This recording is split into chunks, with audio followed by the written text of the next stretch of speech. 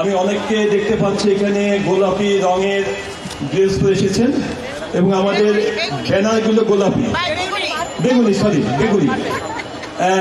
এটা কি অনেকে হয়তো বা জানেন, অনেকে হয়তো বা জানেন না যে কি কারণে আজকে সবাই এই গোলাপি রঙের ড্রেস, বেগুনি রঙের ড্রেস এবং ব্যানারটাও কেন বেগুনি। আমি একটু বলে দিতে চাই। নারী দিবসের রং হচ্ছে তিনটা: বেগুনি, সবুজ এবং সাদা। এটা নিয়ে যদিও বিতর্ক আছে, তো সবাই ধরে নিই এটাই একটা কালার। আমাদের হচ্ছে বেগুনি রং হচ্ছে ন্যায় ও মর্যাদার প্রতীক, আর সবুজ হচ্ছে আমাদের আশার প্রতীক, আর সাদা হচ্ছে শুভ্রতার প্রতীক। এটাকে ধারণ করেই এই নারী দিবসের এই ব্যানারটা তৈরি করা হয়।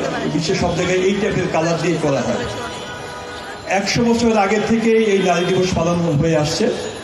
আমাদের এক নেত্রী বলেছেন নিউ ইয়র্কের রাস্তায় সুতা শ্রমিকদের আন্দোলনের পরিপ্রেক্ষিতে এই নারী দিবসের সূচনা।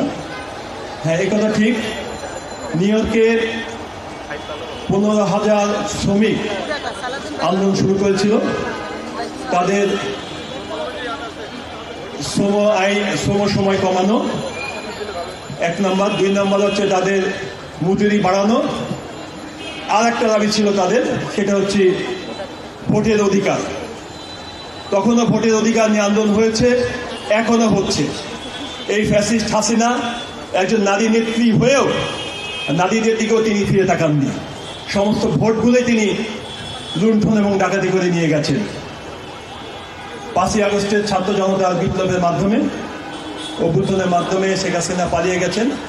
আমরা আশা করি আমাদের এখানে একজন শহীদের বোন আছেন, মামা আছেন, তাকে আমরা আমাদের সকলের পক্ষ থেকে কৃতজ্ঞতা জানাচ্ছি এবং শহীদের প্রতি শ্রদ্ধা জানাচ্ছি। সকল শহীদের আত্মার বিনিময়ে, জীবনের বিনিময়ে আমরা নতুন একটি বাংলাদেশ পাওয়ার আশায় অপেক্ষায় আছি। অন্তর্বর্তীকালীন সরকার ক্ষমতায় আছেন। আমরা বলবো এই নারী দিবসের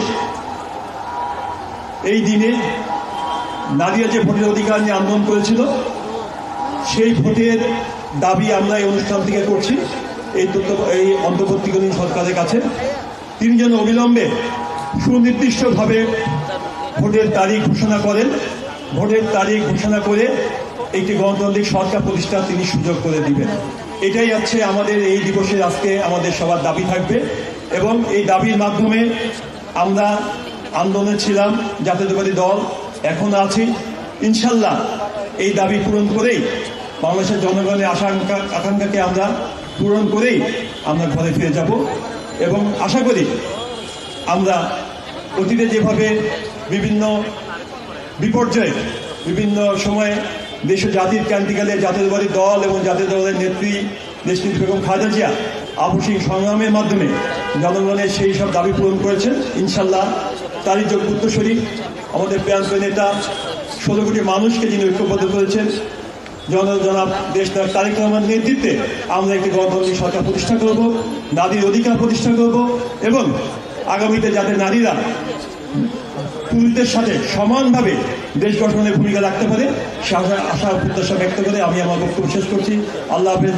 বাংলা জিন্দাবাদ, জাতীয়তাবাদী দল জিন্দাবাদ, শহীদ দেশ নেত্রী বেগম খালেদা জিয়া জিন্দাবাদ, আগামী রাষ্ট্রনায়ক দেশনায়ক তারেক রহমান জিন্দাবাদ।